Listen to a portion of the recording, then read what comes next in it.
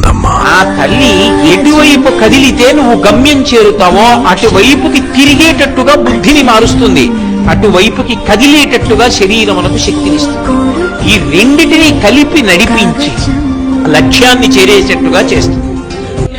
పెద పండగ వచ్చే వాకిండ్లకు మా వాకులు గుచ్చే అమ్మోరికి ఆకలి గురుతొచ్చే ఓయా.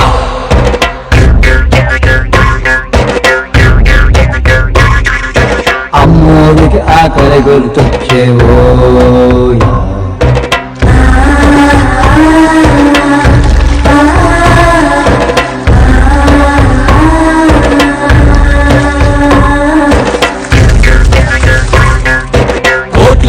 కోడిని కోసిస్తే మేళ్ళిస్తది మేకను బలిగిస్తే ఓరమ్మకు పొట్టేలు చేస్తే ఓయా.